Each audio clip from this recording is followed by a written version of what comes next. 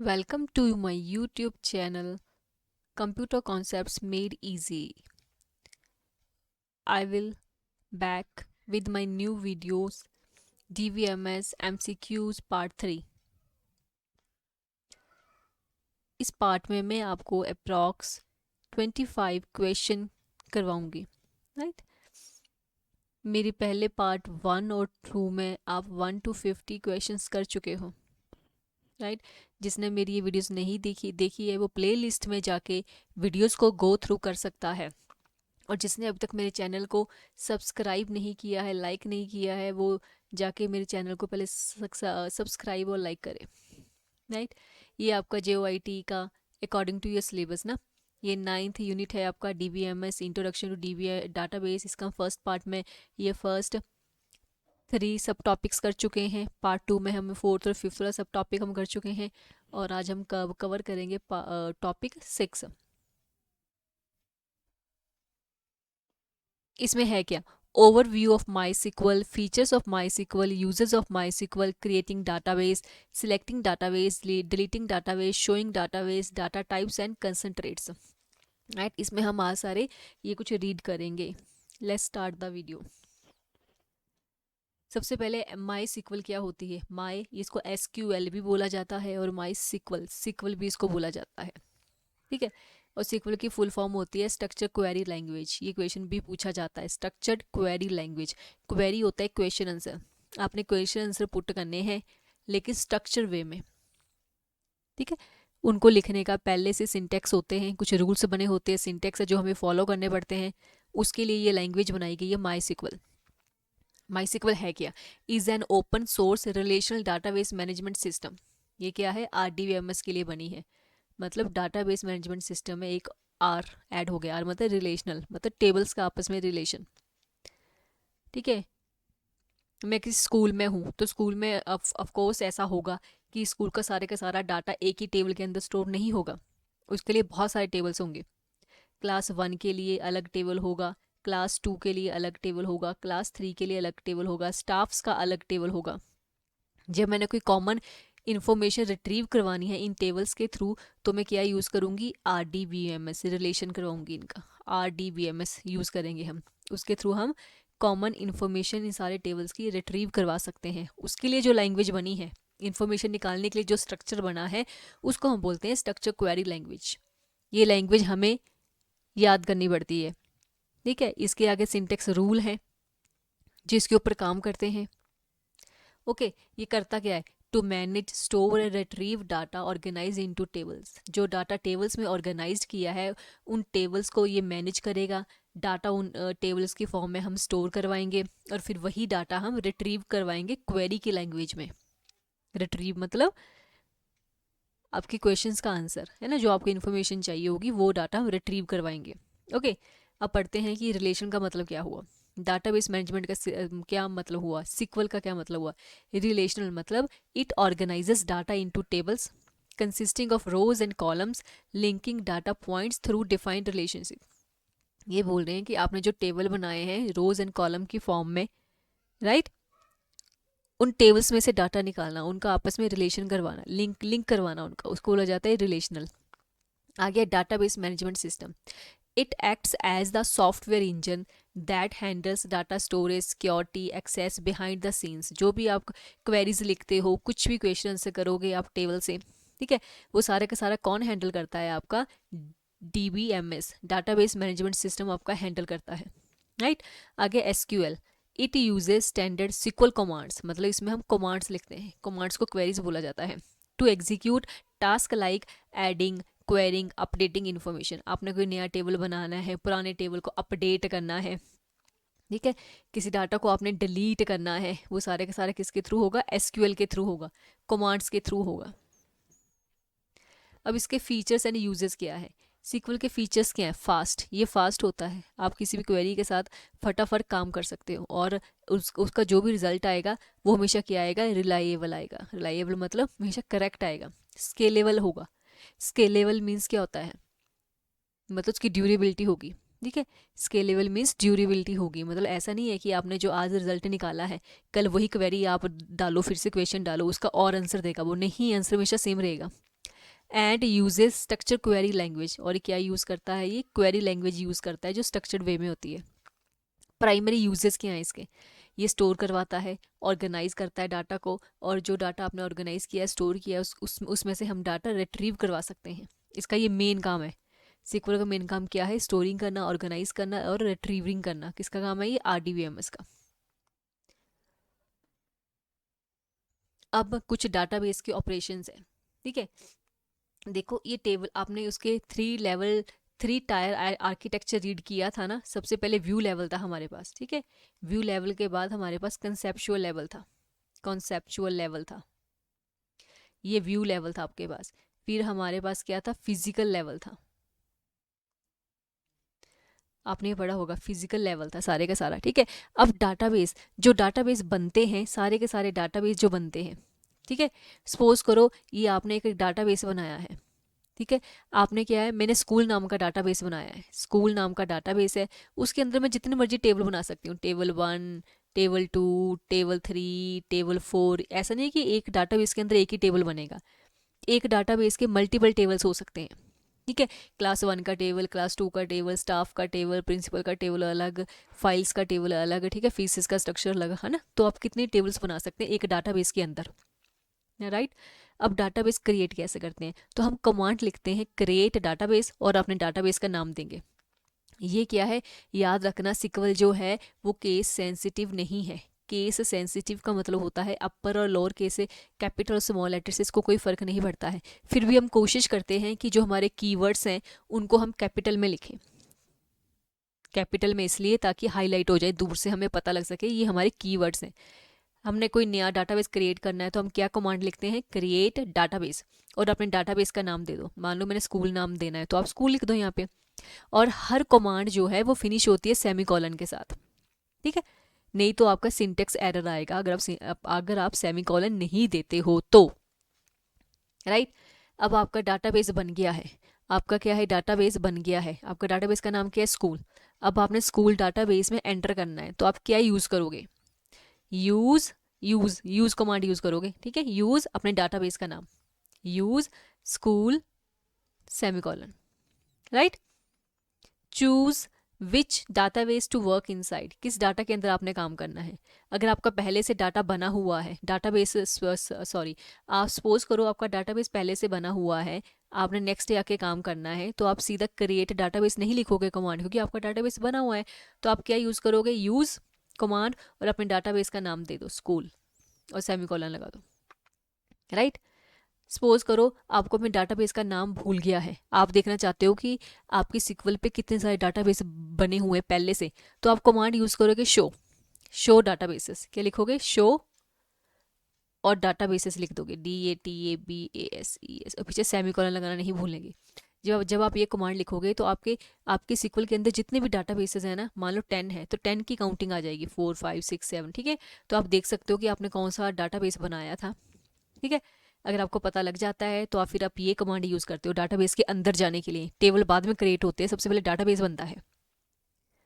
First step है database create करना, table उसके बाद बनते हैं, ठीक है। फिर आप डाटाबेस अपने यूज़ कर लोगे, यूज़ स्कूल, डाटाबेस का नाम लिखना है, जो भी आप नाम ने what ever you name given, ठीक है, जो भी नाम आपने दिया होगा उसका नाम ही लिख लेंगे। आप डाटाबेस के अंदर चले जाएंगे, राइट। अगर आपने अपना डाटाबेस ड्रॉप करना है, आप चाहते हो कि आपने कोई नया बनाना है, ड्रॉप मतलब डिलीट करना अपना डाटाबेस अपना स्कूल नाम का, तो आप सिंपल कमांड लिखोगे ड्रॉप डाटाबेस और डाटाबेस का नाम क्या लिखोगे आप, ड्रॉप डाटाबेस स्कूल, सेमीकोलन लगाना नहीं भूलेंगे। आप ये लिखेंगे तो आपका स्कूल नाम का डाटाबेस क्या है, चला जाएगा, डिलीट हो जाएगा सदा के लिए, ड्रॉप हो जाएगा मतलब डिलीट हो गया सदा के लिए। इसके अंदर जितने भी टेबल आपने बनाए होंगे वो भी साथ में ही डिलीट हो गए इसके, राइट। पहले डाटाबेस बनता है, डाटाबेस के अंदर फिर टेबल्स आते हैं, ओके। आई होप आपको समझ में आया होगा। आगे है आपका डाटा मैनेजमेंट, मतलब डाटा टाइप्स। डाटा को मैनेज करने के लिए हम क्या यूज़ करते हैं, डाटा टाइप्स ही यूज़ करते हैं। और डाटा टाइप सिकल्स में कितनी तरह की होती हैं, ठीक है, जो हमारे डाटा को संभालती हैं। डाटा मीन्स अगर मैंने नेम लिखना है तो आपको पता है नेम में 1 2 3 नहीं दूंगी, नंबरिंग में तो मेरा नाम नहीं होगा, नाम मेरा होगा कुछ कैसे होगा, जैसे मैंने लिखा है राहुल, तो इसमें अल्फ़ाबेट्स यूज़ हुए हैं, है ना। तो अल्फ़ाबेट्स को हम क्या लिखते, क्या बोलते हैं, कैरेक्टर। क्या बोलते हैं, कैरेक्टर। ठीक है, और इसके लिए हम क्या यूज़ करते हैं, कैर, शॉर्ट फॉर्म कैर। क्या यूज़ करते हैं हम, कैर यूज़ करते हैं। अगर मैं नंबर में डाटा देना है तो मैं उसको क्या बोलूँगी, इंटीजर, और शॉर्ट में क्या यूज़ करते हैं, इंट, राइट। जैसे देखो फर्स्ट है int, stores whole numbers, whole number store करेगा, मतलब नंबर स्टोर करेगा। ठीक है, 0 1 2 3 4 जितनी मर्जी। जैसे आपने एज देनी है तो एज की डाटा टाइप क्या लिखोगे आप, इंट। आईडी देनी है तो वो भी किस में जाएगी, इंटीजर में जाएगी। आगे है वेर कैर।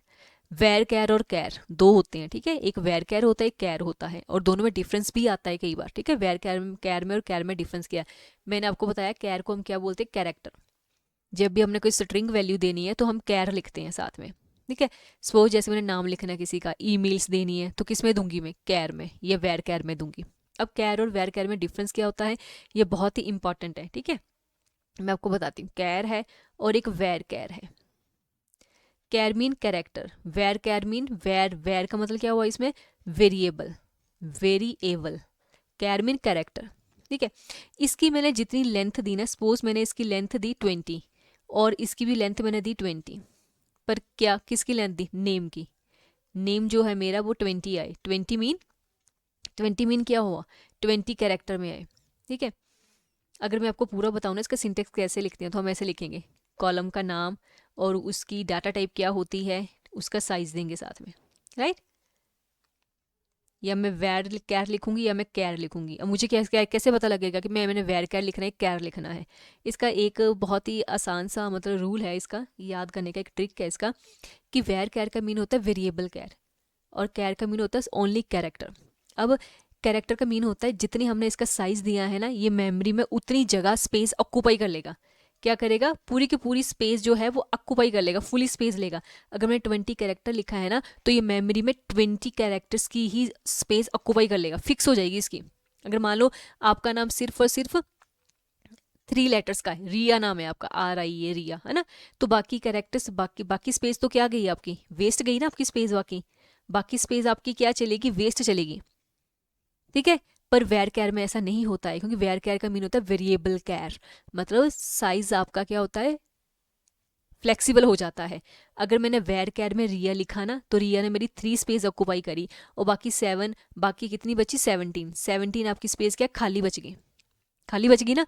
तो ये क्या करेगा, वेर कैर ऑटोमेटिकली फ्लेक्सिबल कर देगा, मीन्स ये सिर्फ 3 की जगह ऑक्यूपाई करेगा, बाकी स्टोरेज फ्री कर देगा। ये बाकी स्टोरेज ये क्या कर देगा, फ्री कर देगा मेमोरी में। तो इसलिए हम वेरिएबल कैर यूज़ करते हैं, कि जितनी स्पेस हो, कैरेक्टर जितना आपने नेम लिखा है उतनी स्पेस ऑक्यूपाई करे, और बाकी स्पेस क्या हो, वेस्ट ना हो आपकी। इसीलिए हम वेर कैर प्रेफर करते हैं, राइट।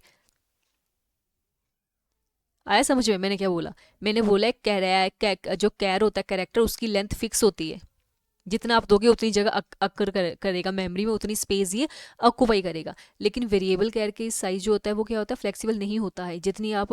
जितने आप लिखोगे, जितने कैरेक्टर का नेम आप लिखोगे, ईमेल आईडी आप लिखोगे, ठीक है, फादर्स नेम, मदर्स नेम, कुछ भी लिखोगे, वो सिर्फ उतनी जगह ऑक्यूपाई करेगा, और बाकी स्पेस क्या फ्री कर देगा वो,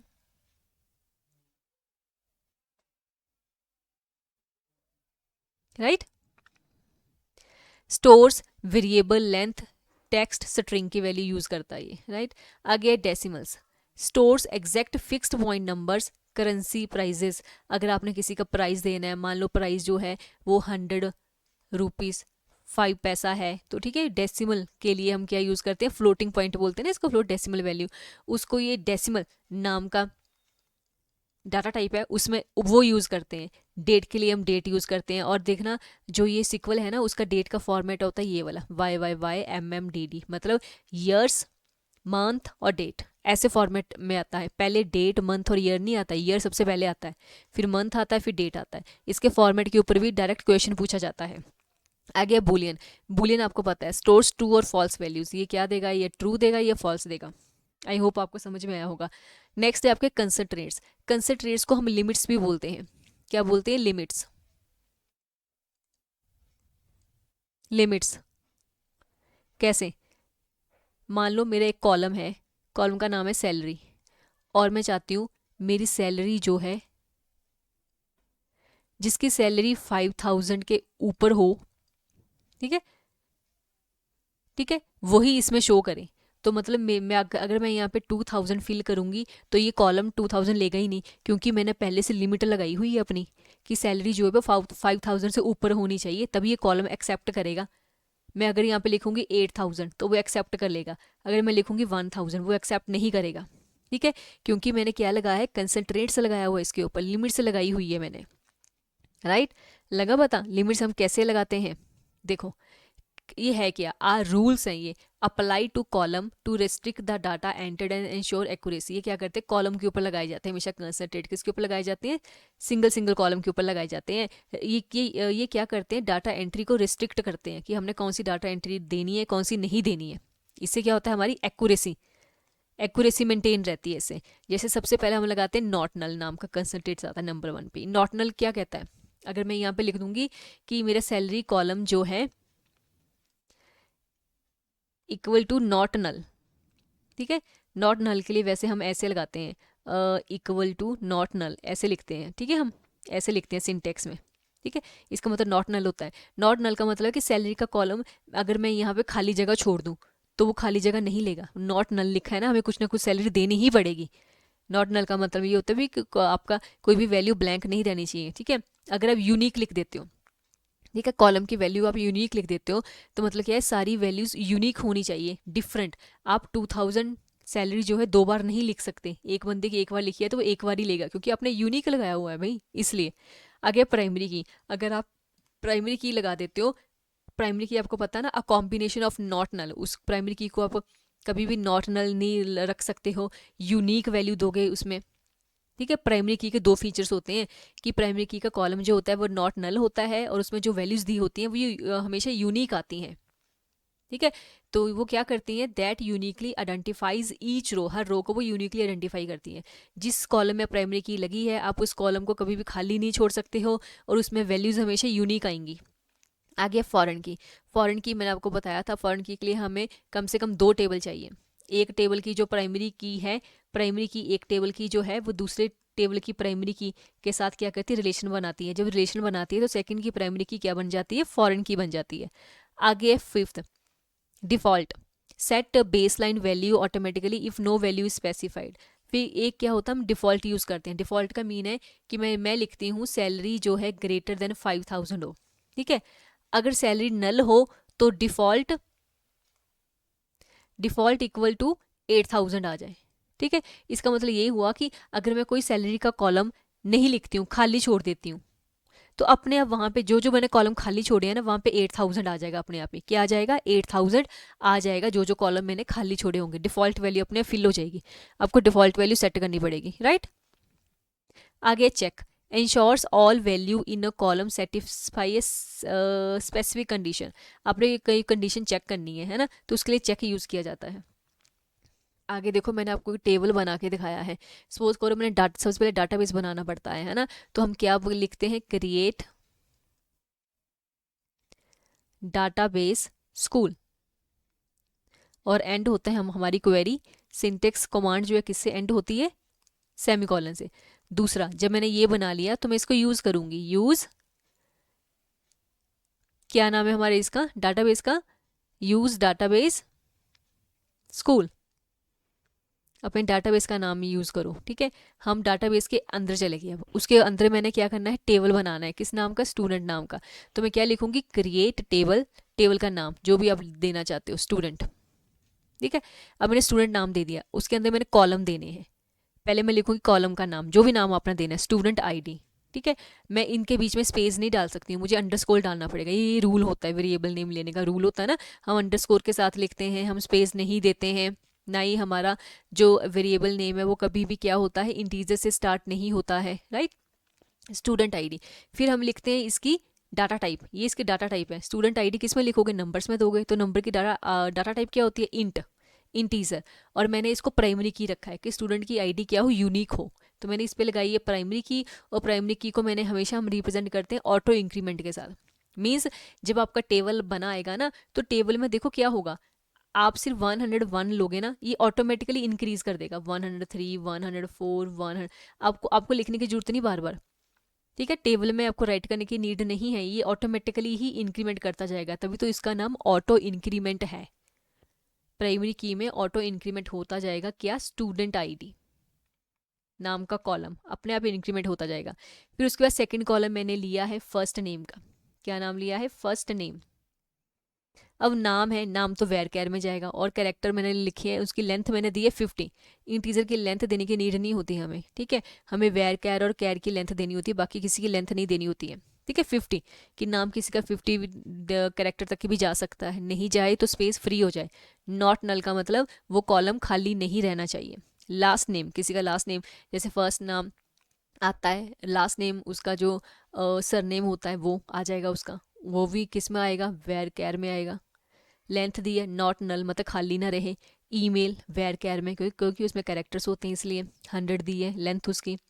नॉट नल खाली ना रहे और यूनिक हो, सबकी ईमेल आईडी अलग अलग हो, सेम ना हो। एडमिशन डेट हो, एडमिशन डेट है तो इट मीन्स उसकी डाटा टाइप क्या होगी, डेट होगी उसकी डाटा टाइप, ठीक है।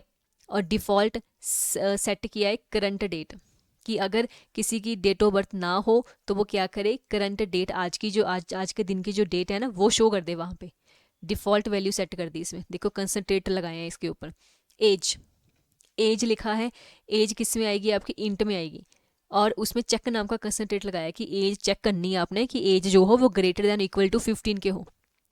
एज क्या हो, 15 से शुरू हो, 15 से ऊपर जहाँ मर्जी जाए, पर एज 15 से छोटी ना हो, चेक करनी है, ठीक है। देखो कंसंट्रेट लगाए हैं, आपको ये लगा के दिखाया कि कंसंट्रेट होते क्या है, लिमिट होती क्या है, हर कॉलम में लिमिट लगी है, देखो ये वैल्यू सेटिस्फाई होनी चाहिए, राइट। और आपकी देखो ये ब्रैकेट यहाँ शुरू हुई, यहाँ फिनिश, और लास्ट में क्या है, सेमीकोलन, ठीक है, क्योंकि आपकी एक ही क्वेरी है ना ये पूरी की पूरी, तब ये सेमीकोलन बाद में आया है। इसमें आपकी एक क्वेरी ये थी छोटी, इतनी, सेमीकोलन लग गया, ये एक ही क्वेरी, एक टेबल क्रिएट करने की। जब आप ये क्वेरी बना दोगे, जब इसको रन करोगे तो आपका टेबल ऐसे शो होगा, देखो, ठीक है। अगर आप एज क्या है 10 दोगे, ये नहीं लेगा, क्योंकि वहाँ एज की लिमिट क्या दी हुई है, greater than equal to 15, right. आप ईमेल को खाली नहीं छोड़ सकते हो, ईमेल नाम का कॉलम है, अगर आप खाली छोड़ देते हो इसको तो इसकी डिफ़ॉल्ट क्या है, क्या लिखाएगा यहाँ पे, क्या कंसिडर दिया है कि ईमेल खाली नहीं होनी चाहिए, यूनिक ईमेल होनी चाहिए, क्या होनी चाहिए, यूनिक, सबकी क्या हो, अलग अलग हो, ठीक है। वो सारे इसके ऊपर कंसंट्रेट फॉलो होंगे। देखो आपको सिर्फ जब आंसर, जब इसका टेबल बनाएगा सिर्फ टेबल के नाम शो होंगे, बाकी जो आपने इसके ऊपर इसकी डाटा टाइप ली है, ठीक है, ये आपने डाटा टाइप ली है इसकी, ये आपने इसकी लिमिटेशंस दी है, कंसंट्रेट लगाए हैं, वो शो नहीं होंगे, वो आपके टेबल स्ट्रक्चर में ही है बस। चलो let's do the question, I hope you understand all. Question number 51, what does RDBMS stand for, RDBMS की फुल फॉर्म बतानी है। Rapid database management system, relational database management system, relational data backup management system, remote database management server. तो इसका answer रहेगा relational database management system. ये MySQL is an RDBMS because it organizes, stores data in related tables consisting of rows and column. ये already हमने पढ़ा है। What does SQL stand for? Structure query language, simple query language, system question language, sequential query language। तो इसका answer रहेगा option number A, structure query language है ये की, क्या है, स्ट्रक्चर क्वेरी लैंग्वेज है। Which symbol is use to end the SQL statement, SQL statement के लास्ट में कौन सा सिंबल लगाया जाता है, double dot, single dot, semicolon या एक्सक्लेमेशन का साइन। तो इसमें हम लगाते हैं सेमीकॉलन, आपको पता है। 54, विच command list all the available databases on your MySQL server, आपके MySQL पे जितने सारे डाटाबेस है वो हमने सारे शो करवाने हैं कि कितने हैं, तो कौन सी कमांड हम लिखेंगे, show tables, select databases, list databases या शो डाटाबेसेस। तो हम लिखेंगे शो डाटाबेसेस के साथ जितने भी आपके डाटाबेसेस होंगे SQL में उनकी लिस्ट सारी शो हो जाएगी। Question number 55, which command is use to create a new database create करना है। सपोज करो मैंने SQL ओपन करी अपनी, मैंने जाके नया डाटाबेस बनाना है, तो मैं क्या लिखूंगी, make database, create a database, add database, new database. मैं लिखूंगी create database, option number B. Which command is use to select database to work with, आपने जिस डाटाबेस के साथ काम करना है, वो डाटाबेस पहले से बना बनाया है, आपने उसको यूज़ करना है, डाटाबेस को जाके बनाना नहीं है, आपने सिर्फ यूज़ करना है उसको, ठीक है।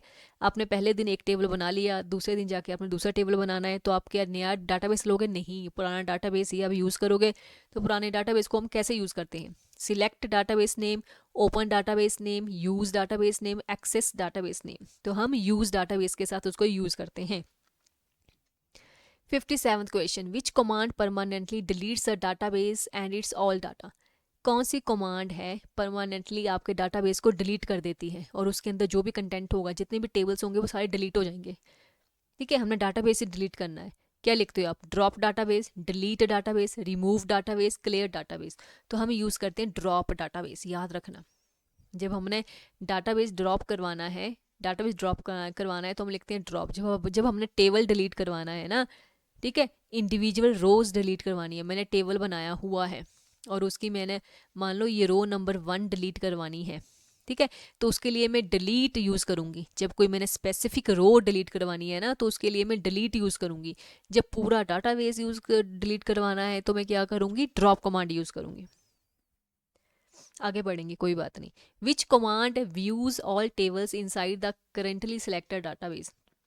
ठीक है, आपने सारे टेबल्स देखने हैं कि मेरे टेबल्स कितने, मतलब एक डाटा, मैंने स्कूल नाम का डाटाबेस लिया ना, मैं देखना चाहती हूँ कि मैंने इसके अंदर कितने टेबल्स बनाए हैं, ठीक है। कैसे देखोगे? अगर अपना डाटाबेस देखना है तो हम कैसे देखते हैं? शो के साथ देखते हैं ना, show databases.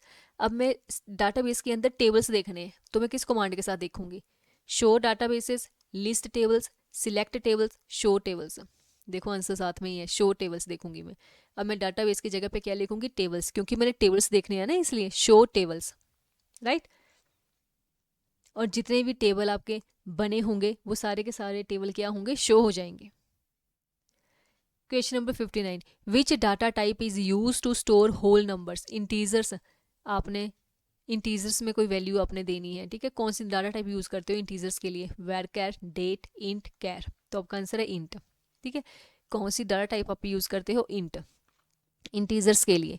Which data type is best for storing text like names और ईमेल एड्रेस? नेम्स और ईमेल एड्रेस आपने स्टोर करवाने हैं टेक्स्ट के लिए या स्ट्रिंग के लिए, कौन सी डाटा टाइप होती है? वेर कैर, इंट, डेसिमल या डेट?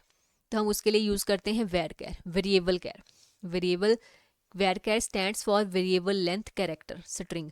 इट एक्सपैंड्स और contracts dynamically based on the exact text entered up to a specified maximum. कहती है डिपेंड करता है आपने टेक्स्ट कितनी लेंथ का दिया है, उसके अकॉर्डिंग ये बढ़ भी जाती है और श्रिंक भी कर जाती है, ठीक है, उतनी जगह स्टोर करती है ये। Question number 61, which data type stores a calendar date like year, month, date? इसके लिए कौन सी डाटा टाइप यूज की जाती है? Time, date, date time, year. तो इसके लिए देखो जी, हम यूज करते हैं डेट, ठीक है। और याद रखना इसका सिंटेक्स जो है हमेशा ऐसे ही लिखा आता है, कैसे? वाई, ईयर में, मंथ में, फिर डेट में। भूलना नहीं, केवल सिंटेक्स पे डायरेक्ट क्वेश्चन आता है। इन वेर कैर 50, वेरिएबल कैर की लेंथ दी है 50, what does the number 50 represent? इसमें 50 का मतलब क्या हुआ? Minimum character allowed, maximum character allowed, memory size in bytes, number of रोज। इसका मतलब हुआ मैक्सिमम कैरेक्टर। आप मैक्सिमम कैरेक्टर 50 दे सकते हो, 50 से ज़्यादा नहीं दे सकते। इसका मतलब ये होता है, क्या होता है कि आप 50 दे सकते हो, 51 यहाँ पे एंटर नहीं करेगा। 51 50 से कम चलेगा, 50 से ज़्यादा नहीं चलेगा। Which data type is best use for exact monetary values like prices? आपने प्राइस देना है कि मेरा इसका प्राइस है 9199.50 पैसा, राइट। तो इसके लिए कौन सी डाटा टाइप यूज करोगे? फ्लोटिंग पॉइंट के लिए, डेसिमल के लिए, इंट, वेरकैर, डेट या डेसिमल? तो इसके लिए डेसिमल ही यूज की जाती है data type direct. 64th, which command is use to completely delete a table और इट्स डाटा? अब मैंने टेबल डिलीट करना है, अब डाटाबेस की बात नहीं हो रही है, मैंने पूरा का पूरा टेबल खत्म करना है, इसका डाटा जो अंदर वो सारा खत्म करना है। तो कौन सी कमांड यूज की जाती है? Drop table, delete table, remove table, clear table. तो उसके लिए यूज की जाती है ड्रॉप टेबल। अगर मैंने पूरे का पूरा डाटाबेस जो है स्कूल नाम का वो ख़त्म करना है, उसके अंदर जो टेबल बना है सारे का सारा वो ख़त्म करना है, तो दोनों किसके लिए कौन सी कमांड यूज़ की जाती है? Drop.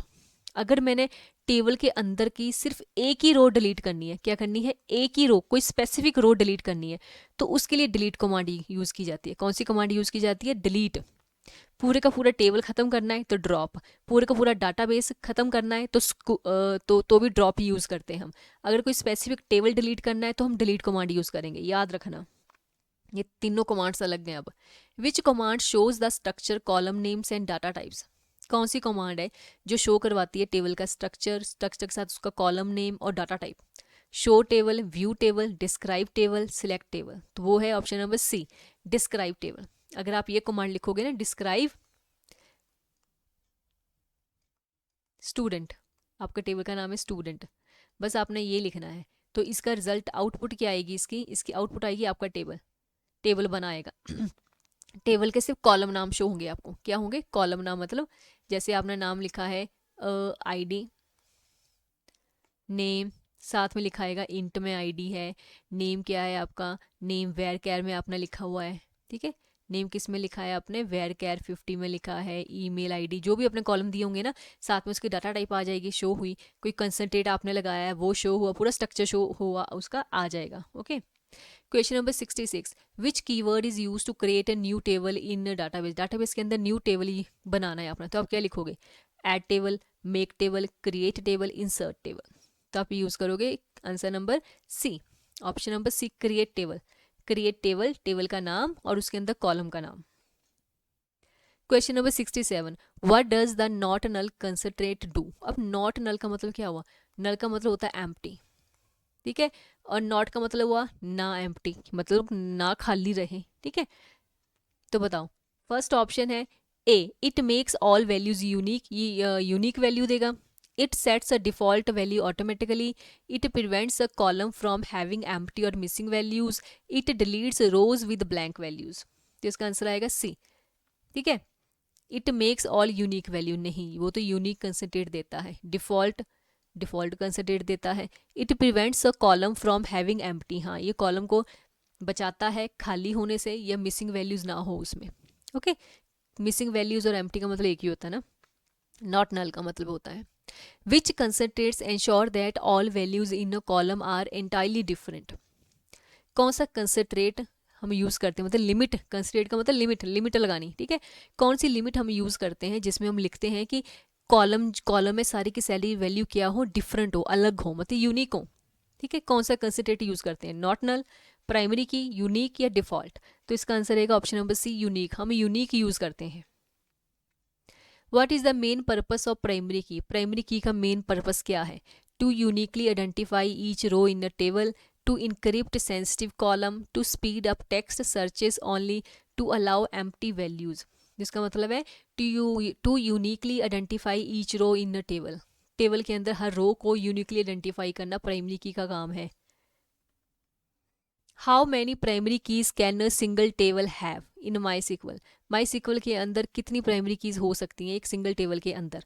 One for each column, हर कॉलम के लिए अलग अलग, at least two, only one, up to 5। तो इसका answer option number C, only one. एक टेबल में एक ही प्राइमरी की होती है, याद रखना। पीके, प्राइमरी की एक टेबल में एक ही होती है, एक से ज़्यादा नहीं होती है। Can a primary key column contain a null value? जिस पे प्राइमरी की लगी है, मान लो रोल नंबर है, रोल नंबर नाम का कॉलम है मेरे पास, और एक नेम नाम का कॉलम है, इसके ऊपर मैंने प्राइमरी की लगाई है, ठीक है।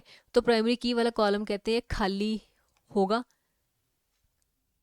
हो सकता है खाली क्या?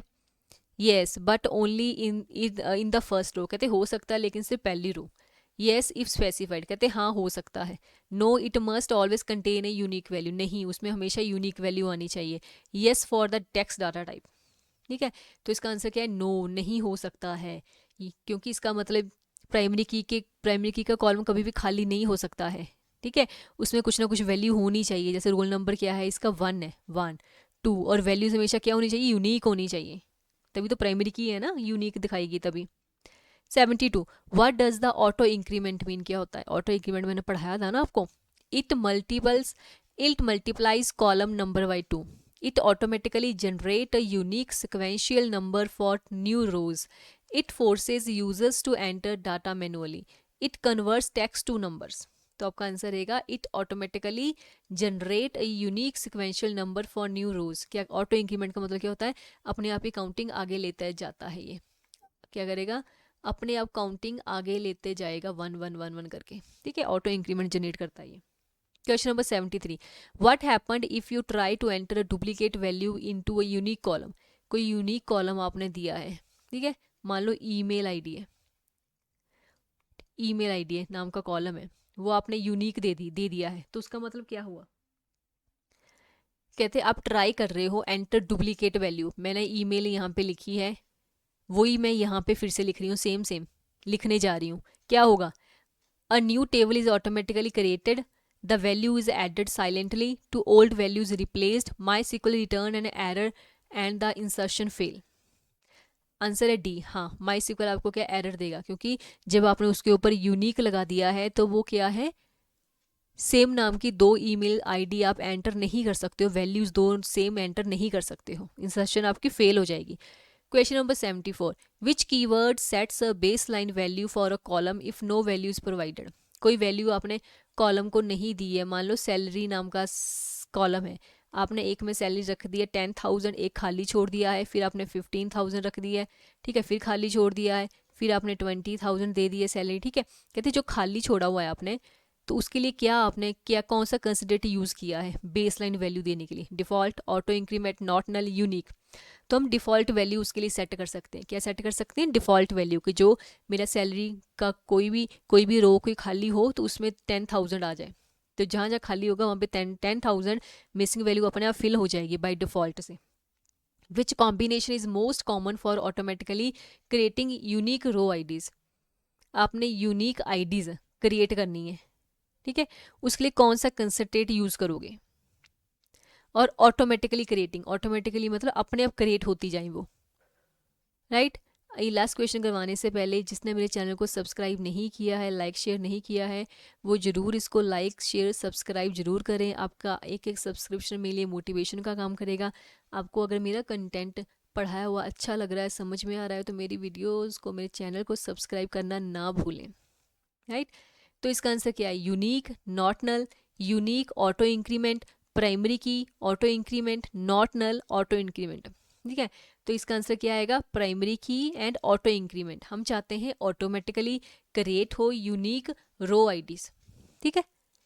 रो की जो आईडीज हैं ये वाली, मैंने यहाँ लिखा कॉलम दिया है आईडीज नाम का, और यहाँ दिया है नेम, ये बोल रहे हैं कि ये रो है, इनकी आईडीज यूनिक आए और ऑटोमेटिकली क्रिएट हो, तो ऑटोमेटिकली क्रिएट हो, अगर यूनिक हो तो हम यूनिक कीवर्ड भी तो यूज़ कर सकते हैं ना, पर इन्होंने साथ में लिखा है ऑटोमेटिकली।